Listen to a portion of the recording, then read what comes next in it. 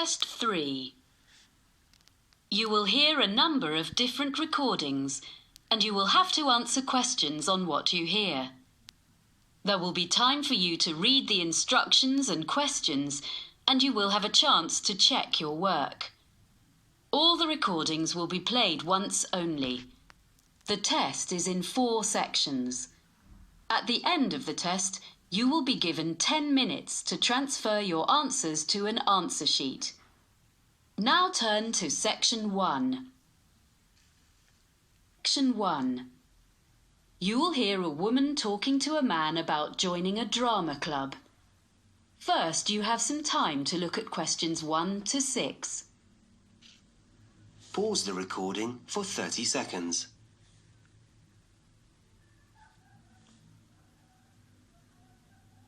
You will see that there is an example that has been done for you. On this occasion only, the conversation relating to this will be played first. Hello, Robert Gladwell speaking. Oh, hi. My name's Chloe Martin. I'm by Ben Winters. I work with him, and he said you're a member of Midbury Drama Club. Yes, I am. Well, I've just moved to the area, and I'm keen to join a drama club. Great. Yes, I can give you some information. We're one of the oldest drama clubs in the area, as the club started in 1957. We now have about 60 members. Our youngest member is 10, and our oldest member is 78.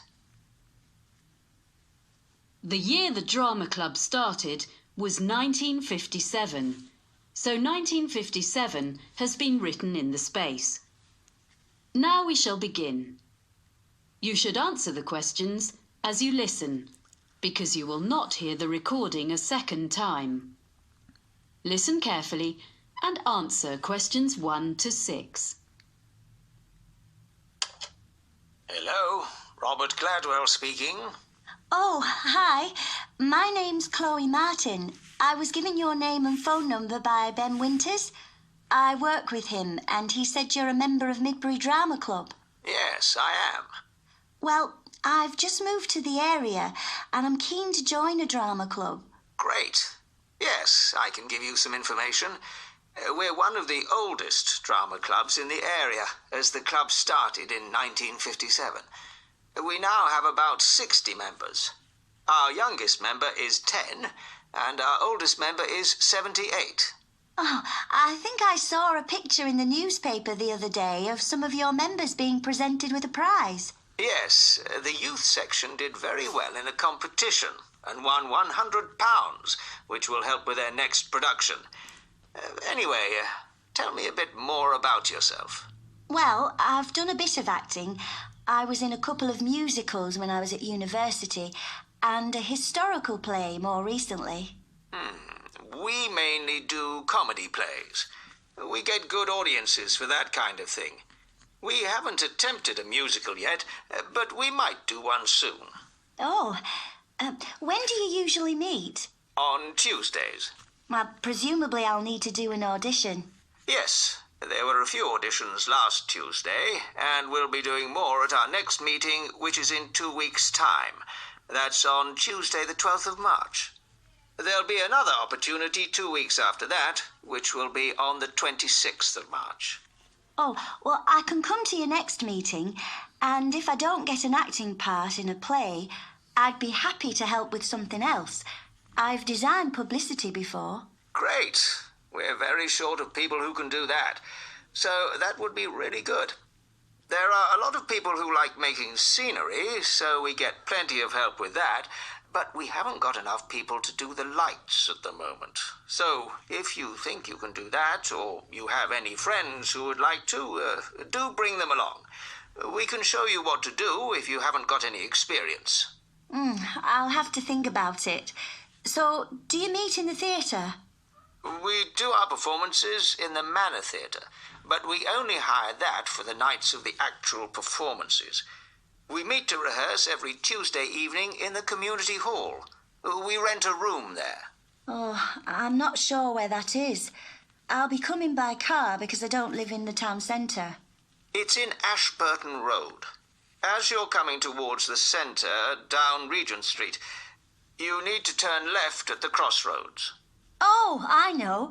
There's a big car park down there, just before you get to a hotel. It's on the other side of the road from the sports centre. That's it. That's the closest place to leave your car, and you don't have to pay in the evening to park there. We meet at 7:30, and we usually finish by 9:30 or 10. OK. Before you hear the rest of the conversation, you have some time to look at questions 7 to 10. Pause the recording for 30 seconds.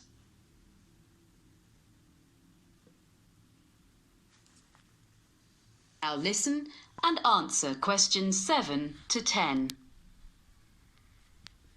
I haven't mentioned that we have to make a charge. Everyone pays a subscription of £180 to be a member for a year. You can pay for the whole year at once, or you can pay £15 every month. It works out the same. There are reductions for retired people and under 18s, but I don't think you come into either category. No, I'm 26. Oh, that fee covers all the costs, like photocopying of scripts and producing the posters, but it excludes the costumes for the performances. We ask people to pay for the hire of those themselves. It does mean they look after them properly, as they know they won't get their deposit back otherwise. Can I come along to the next meeting then? Of course. We'd love to see you. And if you want to know more about how we run the auditions or the next play we're doing, why don't you give our secretary a ring? She'll be really pleased to help you. Oh, what's her name? It's Sarah Sordicott. That's SAWDICOTT.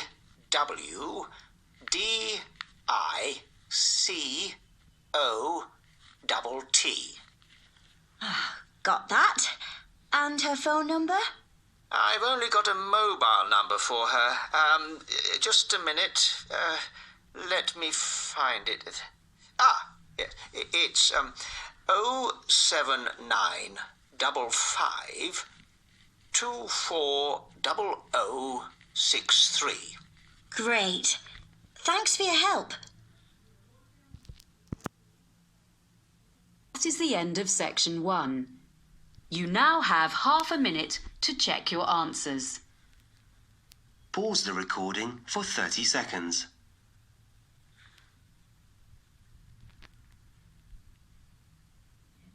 Now turn to section 2. Test 3. You will hear a number 2. You will hear a radio programme in which a presenter called Jasmine tells her colleague Fergus about a charity. First, you have some time to look at questions 11 to 15. Pause the recording for 30 seconds.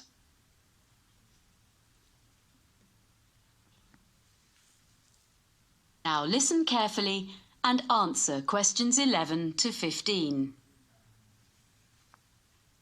And now here's Jasmine, who's come to tell us about this week's charity. Hi, Fergus. This week, I'm going to talk about forward thinking and their plans for the Colville Centre. So, in recent years, people have realised how useful the arts can be within healthcare. The idea behind forward thinking is to use the arts to promote well-being.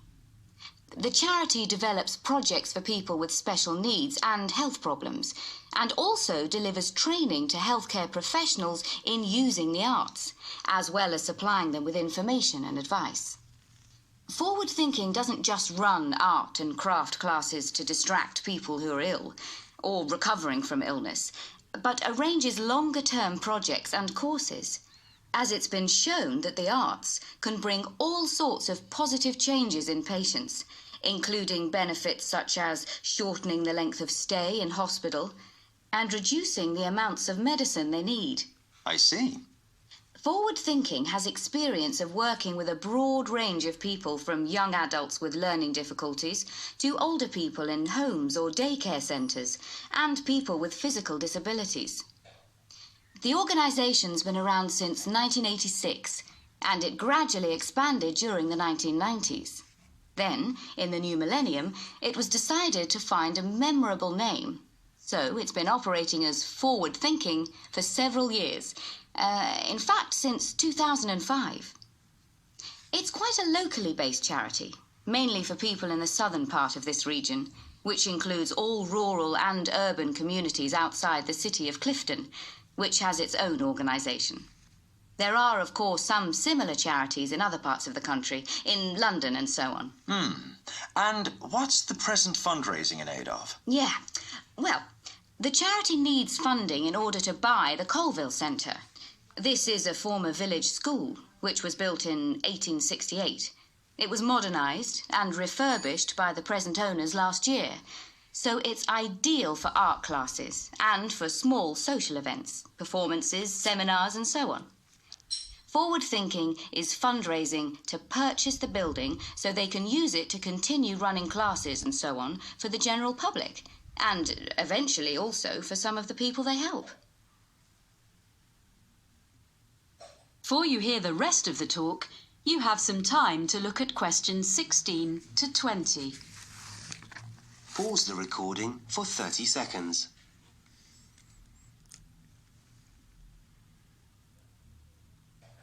Now listen and answer questions 16 to 20. Right. So, can you give us a few ideas about what classes people might do there?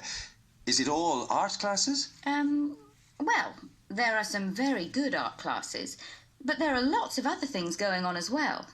So, for example, there's Learn Salsa with Nina Bellina's team.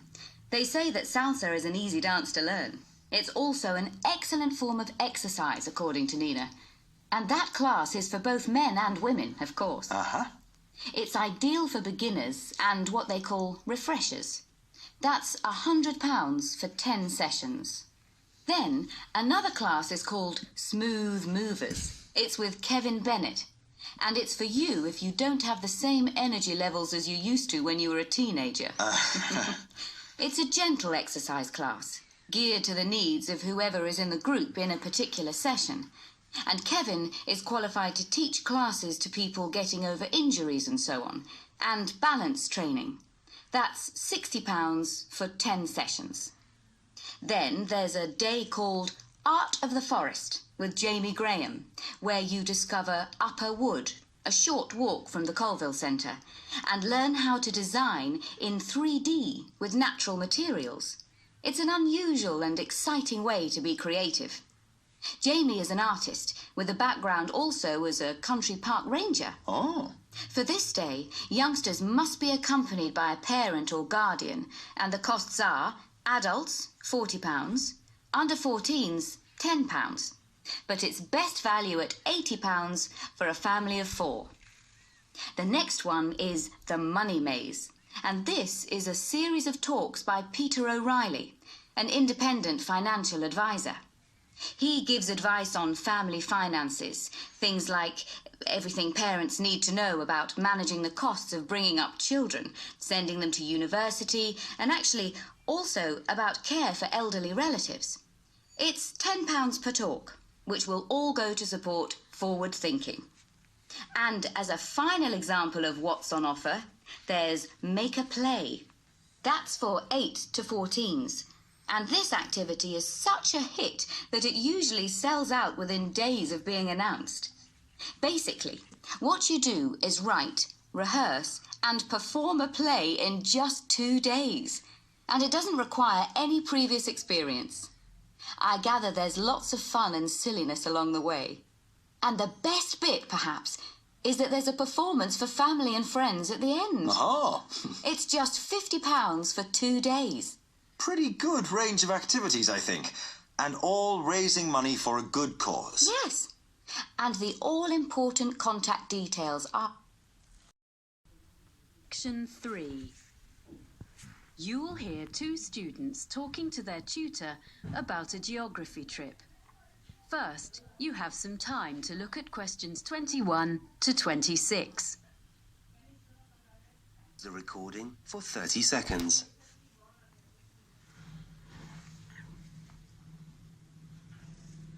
Now listen carefully and answer questions 21 to 26. Now, Stefan and Lauren, you worked together on the assignment for your urban geography course, didn't you? I know you made a plan of what you were going to do before you went on the field trip. Did you stick to it? More or less. Okay, so where did you start?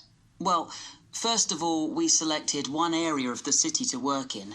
We decided on the centre. And we looked in detail at how it has been developed by doing a survey. Yeah, we did that by walking round and dividing the area into different categories, such as residential, commercial and industrial, so we could record land use. We're going to find some maps from 50 years ago and from 100 years ago, so we can look at what has changed. Good. So that gives you a foundation. Then what did you do? I was interested in looking at how polluted the city was. I thought that was too general a topic and would be difficult to check. But Stefan persuaded me, and actually it was quite interesting, because before we started, we assumed that a lot of the pollution problems would be caused by industry. In fact, most of the industrial development has been on the outskirts. And most pollution is caused by the traffic which passes through the city centre every day. Right. There are 5 major road junctions around the edge of the city, so we set up equipment to check the air quality on each of those 3 times on one day. In the morning and evening, which is when most journeys are made in and out of the city, and at 2:30 in the afternoon. On the same day, we went to the 2 busiest junctions in the morning and evening to calculate the traffic flow into the city. Right. We'll be able to produce some graphs from the figures we collected. Yeah. Presumably you then looked at where all these cars ended up. I thought we should look at why people were coming into the city, whether it was for employment or education or leisure activities.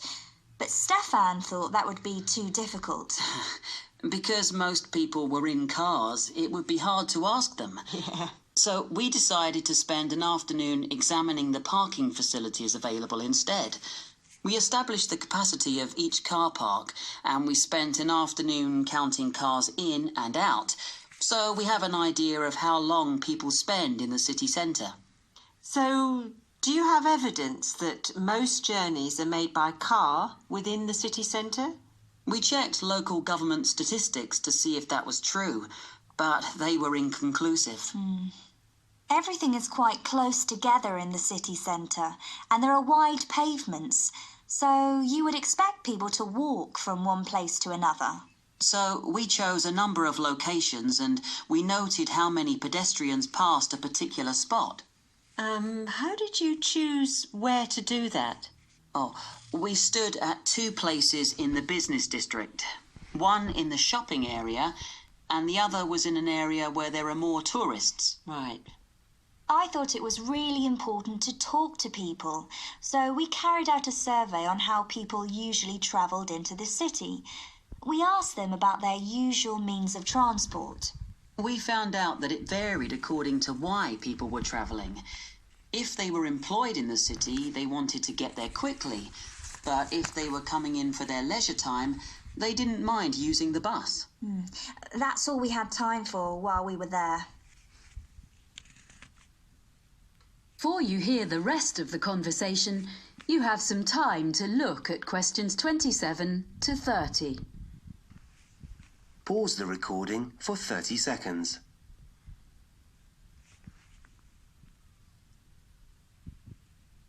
Now listen and answer questions 27 to 30.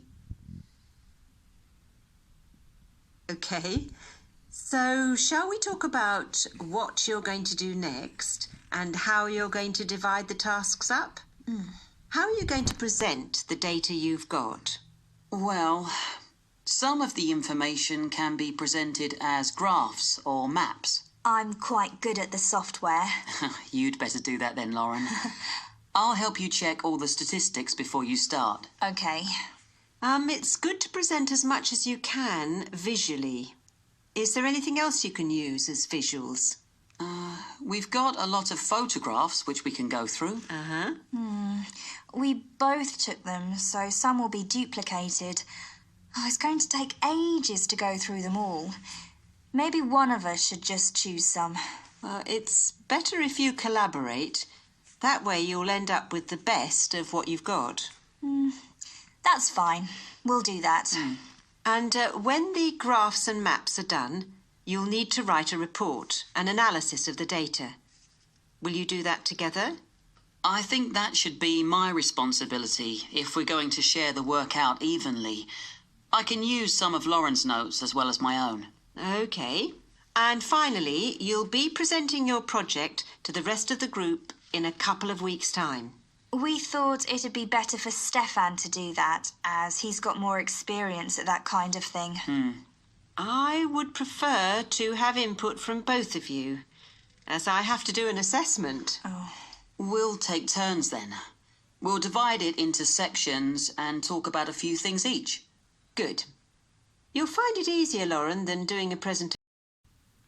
Section 4. You will hear a lecturer giving the beginning of a talk on the history of British pottery. First, you have some time to look at questions 31 to 40. Pause the recording for 1 minute.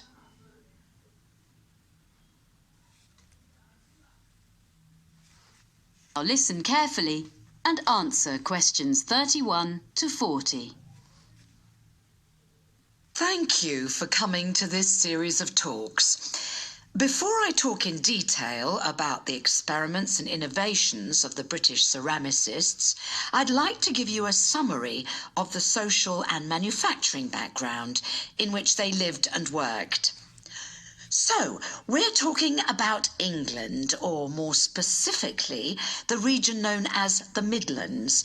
And we need to go back mainly to the 18th century and briefly even earlier to put it in a global context. Now, at that period, the majority of the population, whatever their station in life, as you might say, were dependent for their living, in one way or another, not on the geographical location of where they lived, but on the physical characteristics of the actual land they lived on. This is true whether we're talking about the aristocracy, the owners of great estates who incidentally had no snobbery about the concept of making money from all the reserves of coal or timber or stone on their rolling acres, or the farmers making a fat living from the rich soils. And besides these groups, and the less affluent ones, the deposits of iron ore and lead, the limestone and flint, and the brown and yellow clays also sustained the numerous industries in the area. It's important to recognise that it was already an industrial region and had been so for centuries. There were many Midland trades, some of them indigenous, some of them not. For example, there were immigrants from France who came as early as the late 16th century, and they were producers of glass. A century later, there is plenty of evidence that the variety of trades was enormous. There was brewing in Burton-on-Trent, silk weaving and ribbon making near Coventry, framework knitting around Nottingham, and of course in Cheshire men dug the salt, as we still do nowadays even, which in that era was sent downriver to the estuary of the Mersey.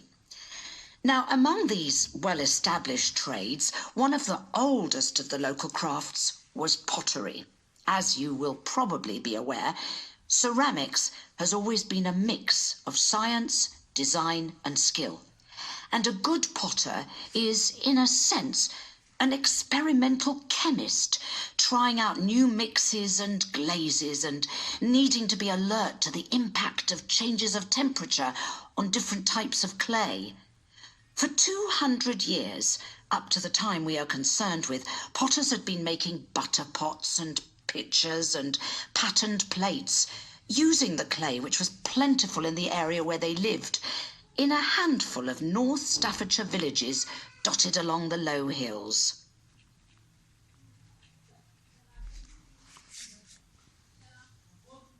Now I want to explain a little about the industrial processes which had preceded the great breakthrough in Germany in 1708. That's when the formula for porcelain was discovered, a secret that had been held in China for 1,000 years. In the Midlands, in England as elsewhere, there had basically been two kinds of pottery. The first is still known as earthenware. Now, this was a bit rough and ready, but it was deservedly popular for several reasons. To start with, it was relatively cheap, so it could be used by most households. This was because it could be made from local clay without any complicated processing or added materials. From the potter's point of view, there was another reason for its cheapness. This was that it could be fired in simple ovens or kilns and at relatively low temperatures, so he didn't have to spend so much money on fuel to achieve the necessary heat. On the other hand, after one firing in the kiln, the problem with earthenware was that it remained porous, so had limited usefulness. So for most purposes, it had to go back in the kiln for a second firing before it became waterproof. And another thing was that it was extremely breakable. I mean, before it had even been sold. I suppose the potter wouldn't have minded so much if people just had to keep coming back for more every time they broke a jug or whatever. But it was very inconvenient because it meant there was a lot of wastage in the course of the manufacturing process. Anyway, for all these reasons, if people could afford it, and that would be all but the very poor, they would buy stoneware, a much tougher product. Now, for this, the potter used a slightly more expensive raw material, which was made by combining clay and flint, and this mixture was fired at a far higher heat, with the result that the ingredients vitrified. That is to say, in effect, the whole thing became glassy. And because of this, it was non-porous.